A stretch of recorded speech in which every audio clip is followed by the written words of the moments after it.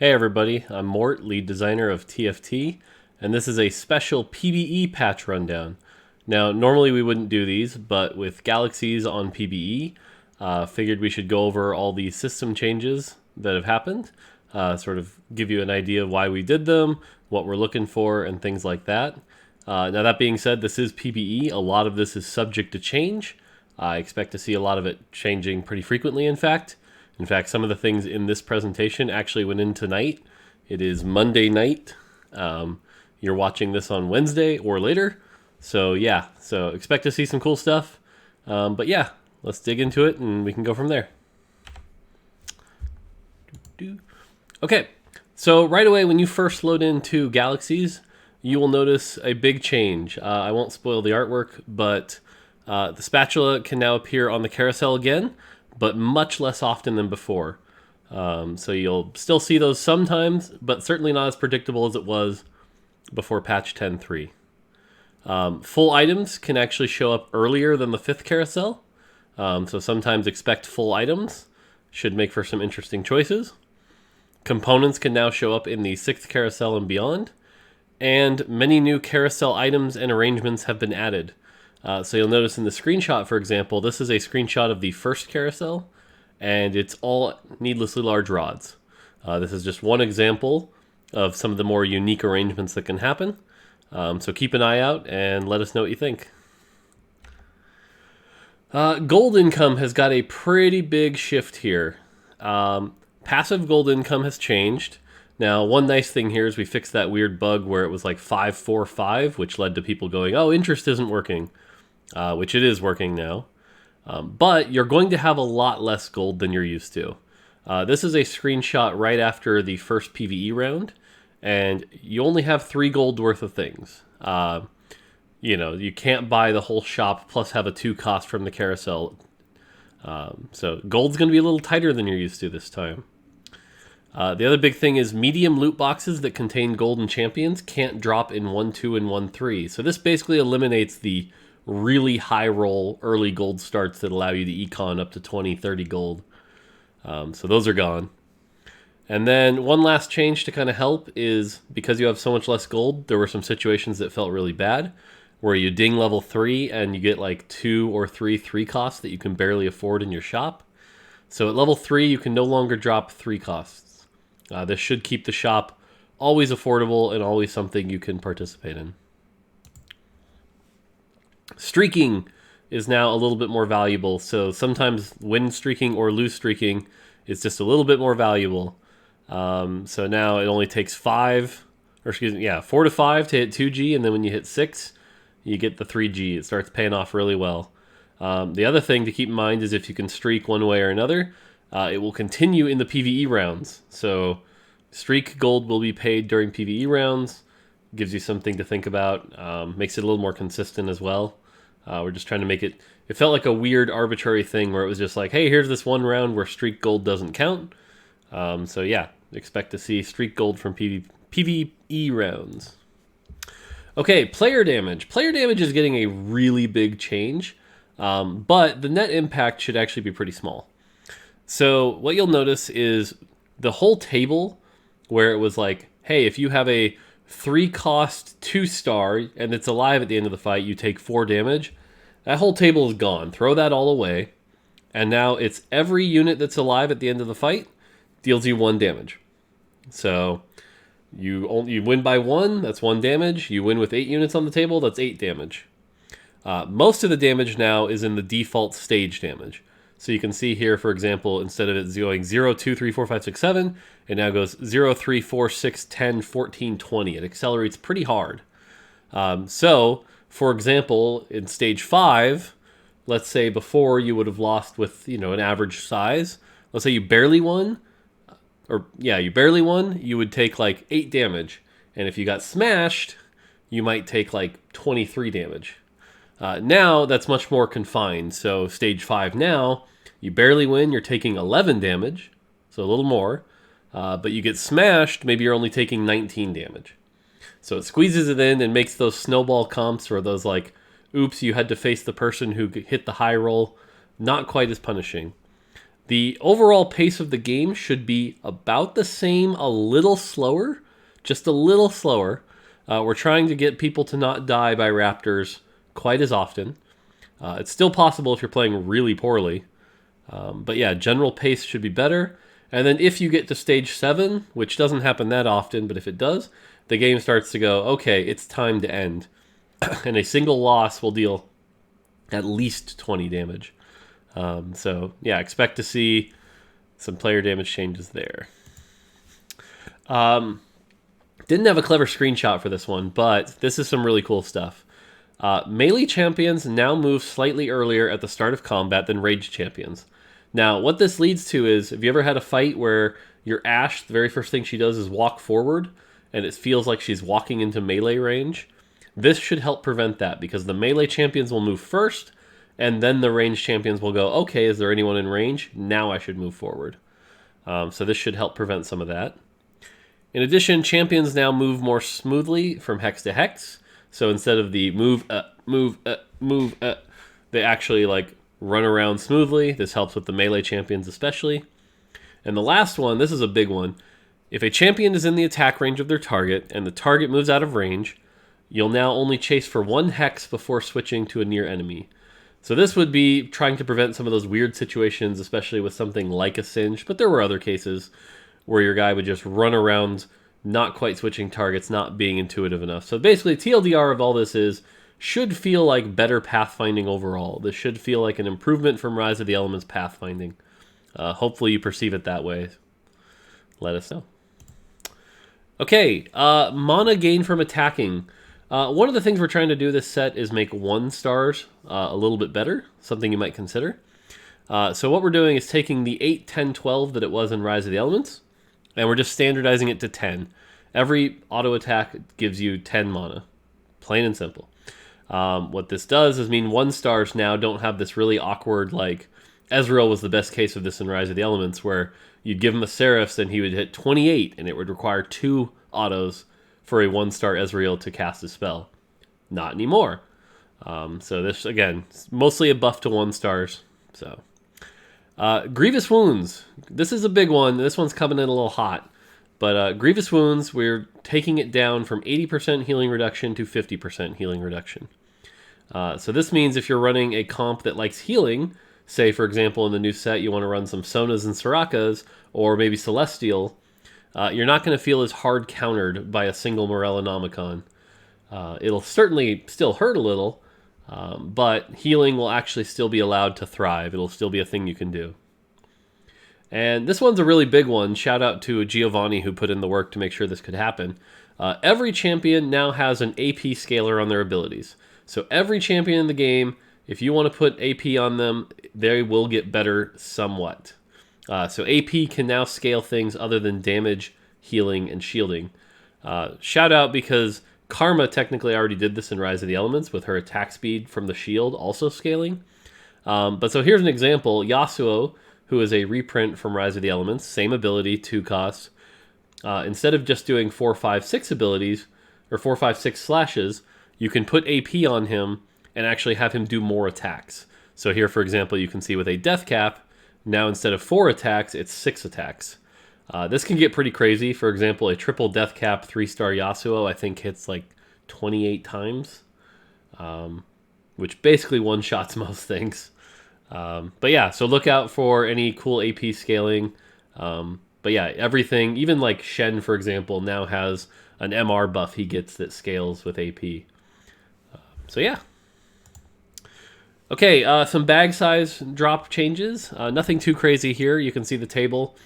But the general idea is 6, 7, and 8 have been slightly adjusted. The goal is to try to make a little bit more clear windows where if you're going after a certain certain cost unit, you know when you want to roll down.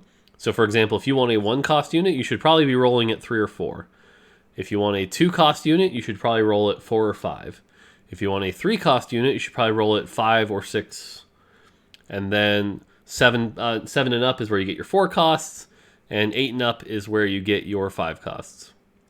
We're also making legendaries a little rarer at 7 and a little rarer at 8, just to try to make them a little bit hard to get. Now keep in mind, as I mentioned, this is coming in hot. We may not ship with these, but this is what we're testing on PBE, so I wanted you to be aware of it. Nico's Help now drops about 35% less from all the different boxes. So you should be seeing less Nikos overall than you were before. This is to try to lower the amount of games where a lot of people had 2, 3 of them. So this should have gone down. And to make up for that, spatula drop rate from gold boxes has gone up a little bit. So you'll see a few more spatulas. Lastly, Disarm no longer prevents spell cast. This was a really weird thing where like you would get hit with a sword breaker proc, and then you'd hit full mana and your guy would just stand there because they need to auto attack. So we've changed that. So now if you're disarmed, you can't auto attack, but if you reach full mana, you'll still cast. And this is important because it's allowed us to make disarm a less frustrating mechanic with a very specific output where you want to use it against strong auto attackers. So yeah, and we actually have a character who has a spell that disarms. So yeah. Okay, that's it for systems. Now let's talk about items. There are 3 brand new items in the game. So the first of which replaces Hush and is called Chalice of Favor. When the wearer casts a spell, restore 10 mana to all allies within 2 hexes. This is really similar to Twisted Fate's blue card from the launch set. So basically, you can put this on somebody, and as soon as they cast, everyone around them gets mana. Now you might think, oh, this is really cool on someone who has a low mana cost, like a Lucian. And that can kind of be true, although the Lucian's going to be moving around a lot. But another really good use for this is actually if you've got somebody who casts very early in a fight, like Zoe, having them do that 1 Chalice proc to give everyone around 10 mana can accelerate your fight so that your frontline spell casts first, which chain reactions into you winning the fight. So this item can be really powerful and really change the course of a fight if you're willing to invest in it. Next up is Shroud of Stillness. This replaces Iceborne Gauntlet. And this is kind of more the Hush, if anything.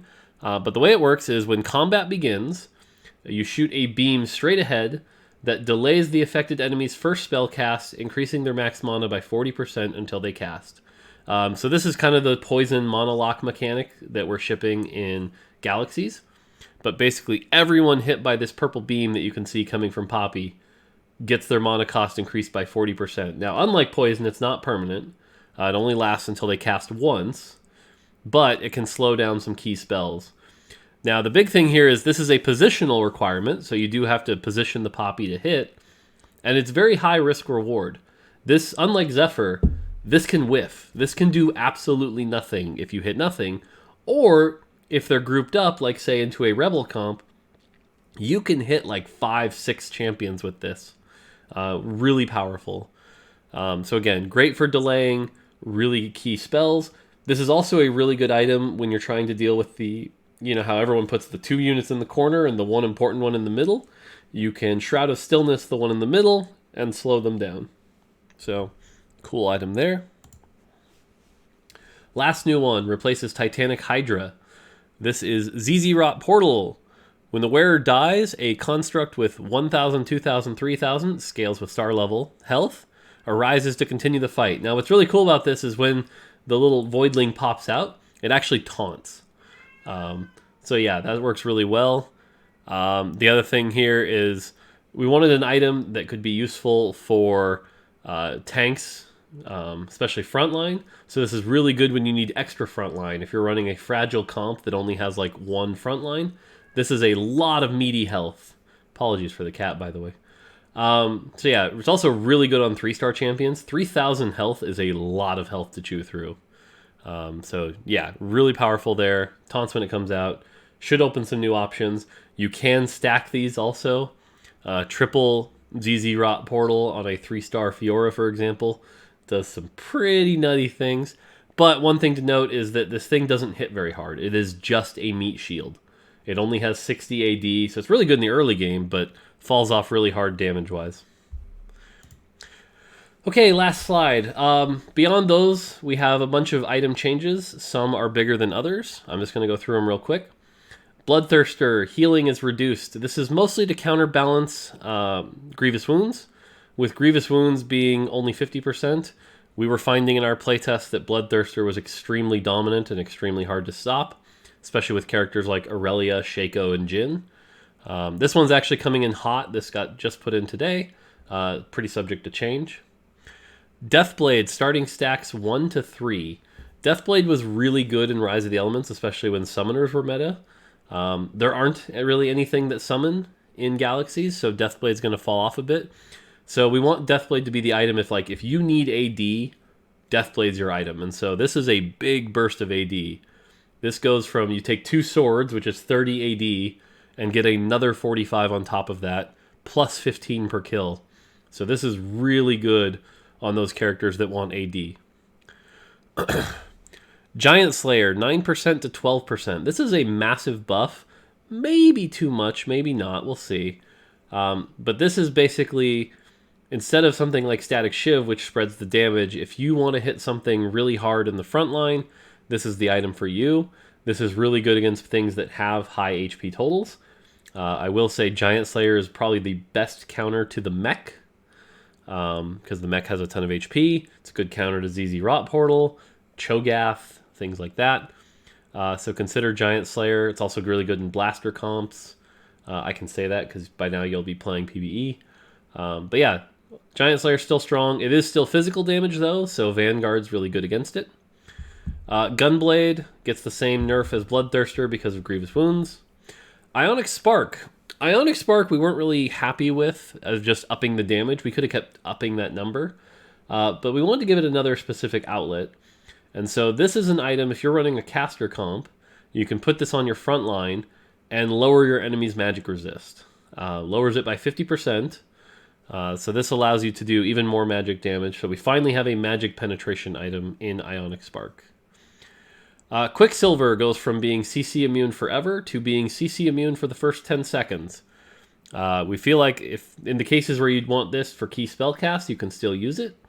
But we were running into some issues where some certain units with this item and Bloodthirster could go infinite, and there was no way to stop them. You needed counterplay. So the counterplay now is if you can get to the later half of the round, you can finally CC them. Rabadon's Death Cap is getting nerfed. This is actually specifically, it's funny, in launch set, this was 50%, and Sorcerers existed. Then in Rise of the Elements, we got rid of Sorcerer, and so Death Cap needed a buff to be useful. And now with Sorcerer coming back, Death Cap is getting put back to 50, because again, this stacks with Sorcerer. So that's that. Redemption is one of the bigger changes here. So Redemption has been an awkward item pretty much forever. It's so unreliable, most people won't run it. I think there was really only one comp that ran it pretty reliably, and that was the Zed comp. So we're taking it and making it a much more reliable specific purpose. And so now it kind of works kind of like the light buff, where basically when the wearer of Redemption dies, their whole team is healed for 800 health. So if you're facing a team with a lot of AoE damage, say a blaster comp, for example, or someone using a static shiv, Redemption's real good. Because again, healing your whole team for 800, it's kind of like 2 Soraka ults all in one. So pretty strong there. Runon's Hurricane gets a slight buff. We just felt it was a little underpowered. Static Shiv gets a pretty big nerf. We felt like it was a little overpowered. Doing the math-wise on all these on-hit items, we're trying to get them all about the same with different purposes. So Static Shiv's still good. Warmogs. Warmogs gets a pretty big nerf, again, because of the Grievous Wounds thing, as well as a max of 150 HP per tick. Now, you might look at that and go, oh, that's scary. But there are only 2 things in the game that we calculate that are really affected by this. A 3-star Cho'Gath, which you're probably not getting. And if you are, you're probably not putting Warmogs on it. Or the mech. Warmog's mech in particular has been pretty good with Warmogs. It might still be really good with Warmogs. So this just limits it a bit. And then lastly, Zeke's gets a small buff. Trying to make it a little more exciting, more useful. And Zephyr gets a small nerf. That banished duration. Zephyr has pretty much come into the meta as like a very key item. So now you can actually come down from Zephyr and get that in. So, okay, so that's it for the system changes. We'll probably do another video later that includes some of the more characters and things like that. And we'll probably do an updated version once everything's locked on PBE and going live. but wanted to give you this preview to give you some context of what you might be playing on PBE. So, all right, that's going to do it. If you're playing on PBE, thank you for testing Galaxies. And we're looking forward to 10.6 when everyone's playing it live. So that'll do it for now. Until next video, take it easy.